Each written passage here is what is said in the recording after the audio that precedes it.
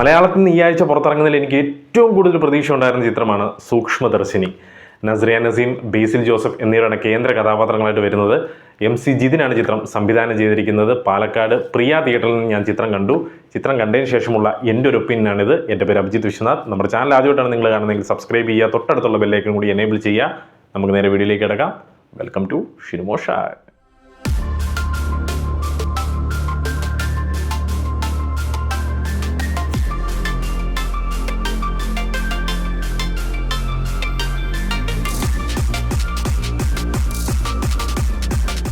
MC ജിതിൻ്റെ സംവിധാനത്തിൽ Shaiju Khalid, Sameer Thahir, AV Anoop എന്നിവർ പ്രൊഡ്യൂസ് ചെയ്ത് നസ്രിയ നസീം, ബേസിൽ ജോസഫ് എന്നിവർ കേന്ദ്ര കഥാപാത്രങ്ങളായി വന്ന് മലയാളത്തിൽ നിന്ന് പുറത്തിറങ്ങിയ ഏറ്റവും പുതിയ ചിത്രമാണ് സൂക്ഷ്മദർശിനി. അപ്പോൾ ചിത്രത്തിനെ കുറിച്ചുള്ള ഒരു എക്സ്പെക്ടേഷൻ വീഡിയോയും കാര്യങ്ങളൊക്കെ നമ്മുടെ ചാനലിൽ അപ്ലോഡ് ചെയ്തിരുന്നു. അപ്പം തന്നെ ഞാൻ പറഞ്ഞിരുന്നു ഇത് തിയേറ്ററിൽ കാണണം, ഈ തിയേറ്ററിൽ കാണണം എന്ന് തോന്നാനുള്ള കാരണം എന്ന് പറഞ്ഞാൽ ഇതിൻ്റെ ടെക്നീഷ്യൻസ്, പുറകിൽ പ്രവർത്തിച്ച ടെക്നീഷ്യൻസിൻ്റെ ഒക്കെ പേരുകളാണ്. ചമൻ ചാക്കോ എന്ന് പറഞ്ഞ എഡിറ്റർ, ക്രിസ്റ്റോ സേവിയറിൻ്റെ മ്യൂസിക്. അപ്പോൾ ഇതൊക്കെ കാണുമ്പോൾ തന്നെ നമുക്ക് എന്തോ ഒരു സാധനം, ഒരു സംഭവം ഇറുക്ക് എന്നുള്ളൊരു ഫീല് മനസ്സിലേക്ക് വരുന്നുണ്ടായിരുന്നു. എന്തായാലും സിനിമ കണ്ടു. ചിത്രം എങ്ങനെയുണ്ട് എന്നോട് ചോദിച്ചു കഴിഞ്ഞാൽ, സൂക്ഷ്മദർശിനി എന്ന് പറയുന്ന സിനിമ സൂക്ഷ്മതയുടെ നെക്സ്റ്റ് ലെവൽ എന്ന് തന്നെ പറയാം. കാരണം ഗംഭീരമായി മേക്ക് ചെയ്ത ഒരു സീറ്റ് എഡ്ജ് ത്രില്ലർ, ആ ഒരു ശ്രേണിയിലേക്ക് ഇതിനെ കൊണ്ടുപോയ well balanced script, well arranged script, screen play, execution, acting, colouring, camera, music എല്ലാം ഒന്നിനൊന്നിന് മികച്ചു നിന്ന ഒരു ഗംഭീര ആർട്ട് വർക്ക് തന്നെയാണ് സൂക്ഷ്മദർശിനി എന്ന് പറഞ്ഞ സിനിമ. ഇത് തിയേറ്ററിൽ കണ്ടില്ലെങ്കിൽ വല്ലാണ്ട് മിസ്സായി പോകുന്ന ഒരു തിയേറ്റർ എക്സ്പീരിയൻസ് മിസ്സായി പോകുന്ന ഒരു സിനിമയായിരിക്കും. അതുകൊണ്ട് ദയവ് ചെയ്ത് ഞാൻ നിങ്ങളോട് റെക്കമെൻഡ് ചെയ്യുകയാണ്, തിയേറ്ററിൽ തന്നെ ഈ സിനിമ പോയി കാണുക. മിസ്സാക്കിയാൽ നിങ്ങൾക്ക് വളരെ നല്ലൊരു സിനിമയായിരിക്കും നിങ്ങൾക്ക് മിസ്സാകാൻ പോകുന്നത്. സൂപ്പർ ഫീലായിരുന്നു, സൂപ്പർ ഫീൽ. ഞാൻ ഇപ്പോഴും അതിൻ്റെ ഒരു എക്സൈറ്റ്മെൻറ്റിലാണ്. സിനിമ കണ്ടു കഴിഞ്ഞപ്പം ഉണ്ടായൊരു ഫീൽ ഉണ്ടല്ലോ, ഒരു ഗംഭീര സിനിമ കണ്ടതിൻ്റെ ഒരു ഫീല്, അത് എത്ര പറഞ്ഞാലും മതിയാവില്ല. അത് ഓരോ ഡിപ്പാർട്ട്മെൻറ്റും ഗംഭീരമായിട്ട് വർക്ക് ചെയ്ത, ഓരോ ആൾക്കാരും മത്സരിച്ച് ഇതിലേക്ക് വർക്ക് ചെയ്ത പോലെ എനിക്ക് തോന്നി. അത്ര മികച്ച രീതിയിൽ എക്സിക്യൂട്ട് ചെയ്ത ഒരു സൂപ്പർ വർക്ക് എന്ന് പറഞ്ഞാൽ സൂപ്പർ വർക്ക്. MC ജിതിനാണ് ചിത്രം സംവിധാനം ചെയ്തിരിക്കുന്നത്. MC ജിതിൻ്റെ മുമ്പത്തെ സിനിമ എന്ന് പറയുന്നത് നോൺസെൻസ് എന്ന് പറയുന്നൊരു സിനിമയായിരുന്നു, 2018 പുറത്തിറങ്ങിയത്. അപ്പോൾ ആ സിനിമ ഒരു ചെറിയൊരു സിനിമയായിരുന്നു. എന്നാൽ ആ സിനിമ എടുത്തൊരു ഡയറക്ടറാണ് ഈ സിനിമ എടുത്തതെന്ന് വിശ്വസിക്കാൻ സാധിക്കില്ല. കാരണം അത്ര മികച്ച രീതിയിൽ കൈയടക്കത്തോടെ ഓരോ സീനുകളും ഓരോ കുട്ടി ഡീറ്റെയിലിങ്ങും ഒക്കെ എത്ര മികച്ച രീതിയിൽ എടുത്ത്, ആ ഒരു ചിത്രത്തിൻ്റെ ഒരു ഫ്ലോ ഉണ്ടല്ലോ, ഒരു ഒഴുക്കുണ്ട്, ഒരു ചിത്രത്തിനൊരു സോളുണ്ട്, അത് സൂപ്പർബായിട്ട് ചെയ്തിട്ടുണ്ട്. സീറ്റിൻ്റെ ഒരു എഡ്ജിലേക്ക് നമ്മളെ കൊണ്ടുപോകുന്ന രീതിയിലേക്ക് ആദ്യം മുതൽ അവസാനം വരെ എടുത്തു വെച്ച ഒരു ഗംഭീര വർക്കായിരുന്നു സൂക്ഷ്മദർശിനി. ചമൻ ചാക്കോണ് ഇതിൻ്റെ എഡിറ്റിംഗ് കൈകാര്യം ചെയ്തിരിക്കുന്ന, ഒന്നും പറയേണ്ട ആവശ്യമില്ല. ഗംഭീര കട്ട്സാണ്. ആ കട്ട്, ഒരു ഷോട്ട് കഴിഞ്ഞ് ഒരു കട്ട് ചെയ്യേണ്ട ഒരു പോയിന്റ് ഉണ്ടല്ലോ. അപ്പോൾ ആ പോയിന്റിൽ നമുക്കൊരു പ്രേക്ഷകർക്ക് അതിൻ്റെ അകത്തുനിന്ന് ഒരു സീൻ കണ്ടു കഴിയുമ്പോൾ അതിൻ്റെ അകത്തുനിന്ന് മനസ്സിലാക്കി എടുക്കാനുള്ളൊരു ടൈം കൊടുത്തിട്ടാണ് പുള്ളി ഒരു കട്ട്സ് വെക്കുന്നത്. അത് സൂപ്പറായിട്ട് തോന്നി. നമുക്ക് തന്നെ ഇപ്പം നസ്രിയ എന്ന് പറയുന്ന ഒരാളൊരു ഡിക്റ്ററ്റീവ് ടൈപ്പ് ഒരു ക്യാരക്ടറും കാര്യങ്ങളൊക്കെയാണ്, പ്രിയ എന്ന് പറയുന്ന ഒരു ക്യാരക്ടറിനാണ് ചെയ്തിരിക്കുന്നത്.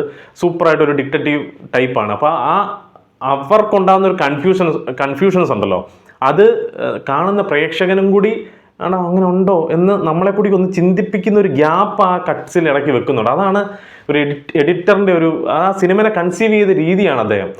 സൂപ്പർ. ക്രിസ്റ്റോ സേവിയറിൻ്റെ മ്യൂസിക് എന്താ പറയുക, എൻ്റെ പൊന്നോ സൂപ്പർ. അതൊന്നും പറയാനില്ല, എല്ലാവരും സൂപ്പർ എന്നാണ് പറയാൻ പറ്റത്തുള്ളൂ. കാരണം അത്ര മികച്ച രീതിയിലാണ് എല്ലാവരും വർക്ക് ചെയ്തത്.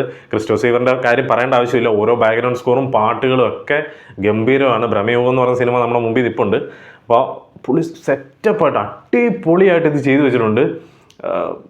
ഒന്നും പറയാനില്ല മാൻ, സൂപ്പർ. അതുൽ രാമചന്ദ്രനും ലിബിൻ TVയും കൂടിയാണ് ഇതിൻ്റെ തിരക്കഥ കൈകാര്യം ചെയ്തിരിക്കുന്നത്. വളരെ കൈയടക്കത്തോടുകൂടി, വളരെ സൂക്ഷ്മമായി ഇതിനെ നിരീക്ഷിച്ച്, സൂക്ഷ്മദർശിനിയോടുകൂടി ഇതിനെ എക്സിക്യൂട്ട് ചെയ്തിട്ടുണ്ട്. സൂപ്പർബായിട്ട് അതിനെ സെറ്റ് ചെയ്തൊരു വെൽ പാക്ക്ഡ് സ്ക്രീൻ പ്ലേ എന്ന് എനിക്ക് തോന്നി. കാരണം വെൽ ബാലൻസ്ഡ് ആയിട്ട് ഓരോ ഹിൻറ്റുകളും ആദ്യം മുതൽ വെച്ച് ആ ഒരു സസ്പെൻസിനെയൊക്കെ ആദ്യം മുതൽ അവസാനം വരെ നിലനിർത്തി പ്രേക്ഷകരെ തന്നെ ഒന്ന് കൺഫ്യൂസ് ചെയ്ത് അവസാനം അതിൻ്റെ ആ ഒരു റിവീലിംഗ് ടൈമിലുണ്ടാകുന്ന ഒരു ഹൈ ഉണ്ട്.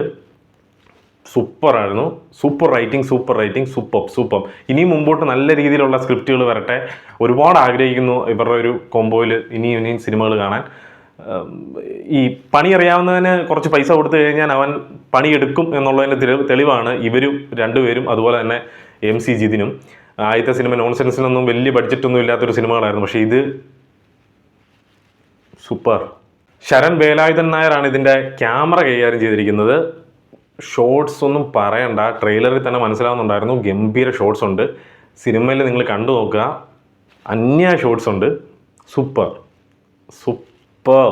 പെർഫോമൻസുകൾ പറയാനാണെങ്കിൽ നസ്രിയ നസീം, ബേസിൽ ജോസഫ്, ഇവർ രണ്ടുപേരും തന്നെ പറയണം.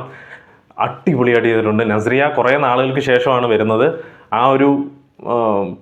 ആ ഒരു സാധനമൊന്നും നമുക്കൊന്നും ഫീൽ ചെയ്തേയില്ല. സൂപ്പറായിട്ട് പുള്ളിക്കാരത്തി ആ ക്യാരക്ടറിനെ ഹാൻഡിൽ ചെയ്തു. ഞാൻ നസ്രിയ എന്ന് പറയുന്ന ഒരാളെ അവിടെ കണ്ടില്ല. നല്ലൊരു പ്രിയനെ എനിക്ക് കാണാൻ സാധിച്ചു. കാരണം അതിൻ്റെ ഒരു ക്യാരക്ടറിൻ്റെ ആർക്കെന്ന് പറയുന്നത് ഒരു ഭയങ്കര സംഭവമാണ്. ആ ക്യാരക്ടറിൻ്റെ ഡീറ്റെയിലിങ്, ആ ക്യാരക്ടറിൻ്റെ സ്വഭാവം സിനിമയുടെ തുടക്കത്തിലെ ഫസ്റ്റ് ഷോട്ട് മുതൽ നമുക്ക് മനസ്സിലാകാൻ തുടങ്ങും. എത്രത്തോളം ഒരു ക്യൂരിയോസിറ്റി ഉള്ള അല്ലെങ്കിൽ ഒരു ഡിക്റ്ററ്റീവ് മൈൻഡുള്ള ഒരു പെൺകുട്ടിയാണെന്നുള്ളത് നമുക്ക് ആ സിനിമ തുടങ്ങുന്ന സമയം മുതൽ മനസ്സിലാവും. ബേസിൽ ജോസഫ് സൂപ്പറായിട്ട് ക്യാരക്ടർ ചെയ്തു. ബേസിലിൻ്റെ ഇതുവരെ കണ്ടതിൽ ഇത്രയ്ക്കുള്ള ഒരു ഗ്രേ ഷെയ്ഡ് സൂപ്പറായിട്ട് പുള്ളി ഹാൻഡിൽ ചെയ്തു. നമുക്ക് തന്നെ തോന്നി എടാ ഇവരോടൊരെണ്ണം കൊടുത്താലോ എന്നൊക്കെ തോന്നുന്ന രീതിയിലുള്ളൊരു ബിഹേവിങ്ങും ആ ഒരു ക്യാരക്ടറിൻ്റെ ഹാൻഡിലിങ്ങും ഒക്കെ ആയിരുന്നു. സൂപ്പറായിരുന്നു. പിന്നെയും കുറേ ആൾക്കാരുണ്ട് ഇതിൻ്റെ അകത്ത്, അവരുടെ പേരൊന്നും ഞാൻ എടുത്ത് പറയുന്നില്ല. നിങ്ങൾ കണ്ടു നോക്കുക, സൂപ്പറാണ്. എന്തായാലും തിയേറ്ററിൽ പോയി കാണാൻ പറ്റിയ, തിയേറ്ററിൽ തന്നെ കാണേണ്ട, തിയേറ്ററിൽ അനുഭവിക്കേണ്ട, ഫീൽ ചെയ്യേണ്ട, ത്രില്ല് ചെയ്യേണ്ട ഒരു സിനിമ തന്നെയാണ് സൂക്ഷ്മദർശിനി. ഞാൻ പറയുകയാണ്, വളരെ സൂക്ഷ്മമായ രീതിയിൽ എടുത്ത, സൂക്ഷ്മതയുടെ നെക്സ്റ്റ് ലെവലായിട്ടുള്ള ഒരു പടം തന്നെയാണ്. നമ്മുടെ ഒരു ഇംഗ്ലീഷ് ഡയറക്ടറുണ്ട്, ആൽഫ്രഡ് ഹിച്ച്കോക്ക് എന്ന് പറയുന്നത്. നമ്മുടെ സൈക്കോ എന്നൊക്കെ പറയുന്ന വലിയ കൾട്ട് ക്ലാസിക് ആയിട്ടുള്ള സിനിമകളൊക്കെ എടുത്ത ഡയറക്ടറാണ്. അപ്പോൾ അദ്ദേഹത്തിൻ്റെ 1950-ലോ 54-ലോ മറ്റോ ഇറങ്ങിയ ഒരു റെയർ വിൻഡോ എന്ന് പറയുന്ന ഒരു സിനിമ ഉണ്ടായിരുന്നു. അപ്പോൾ കുറേ നാൾ മുമ്പ് കണ്ടതാണ്. അപ്പോൾ ആ സിനിമയുടെയൊക്കെ ഒരു ഫീല് കിട്ടുന്ന രീതിയിൽ, അല്ലെങ്കിൽ ആ ഒരു അദ്ദേഹത്തിൻ്റെ ക്യാരക്ടേഴ്സിനൊക്കെ ഒരു നിഗൂഢതകൾ എപ്പോഴും ഒളിഞ്ഞിരിപ്പുണ്ടായിരിക്കും. ഭയങ്കര ഇൻറ്റൻസിലേക്ക് പോയി ഭയങ്കര നിഗൂഢതകളൊക്കെ ഒളിപ്പിച്ച് ആ രീതിയിലുള്ള ഒരു ക്യാരക്ടേഴ്സാണ് അദ്ദേഹം പിടിക്കാറുള്ളത്. അപ്പോൾ ആ ഒരു ശ്രേണിയിലേക്ക് വരുന്ന ഒരു ടൈപ്പ് ക്യാരക്ടറൈസേഷനും സ്റ്റോറി ടെല്ലിങ്ങും സ്റ്റോറിയൊക്കെയാണ്. സൂപ്പറായിരുന്നു. എന്തായാലും സിനിമ കണ്ടിട്ടുള്ളവരുണ്ടെങ്കിൽ നിങ്ങളുടെ അഭിപ്രായം കമൻറ്റ് ബോക്സിൽ രേഖപ്പെടുത്തുക. എനിക്ക് എന്തായാലും ഇഷ്ടപ്പെട്ടു. തിയേറ്ററിൽ തന്നെ നിങ്ങൾ പോയി കാണാൻ ശ്രമിച്ചു നോക്കുക. അടുത്തൊരു വീഡിയോ ആയിട്ട് ഉടനെ തന്നെ വരുന്നതായിരിക്കും. വീഡിയോ ഇഷ്ടപ്പെട്ട് കഴിഞ്ഞാൽ ലൈക്ക് ചെയ്യുക, കമൻറ്റ് ചെയ്യുക, സബ്സ്ക്രൈബ് ചെയ്യുക, തൊട്ടടുത്തുള്ള ബെല്ലൈക്കനും കൂടി എനേബിൾ ചെയ്യുക. റിവ്യൂസ് സിനിമ ലവേഴ്സിനൊക്കെ ഷെയർ ചെയ്ത് കൊടുക്കുക. അടുത്തൊരു വീഡിയോ ആയിട്ട് കാണുന്നവരെ പീസ് ഔട്ട്.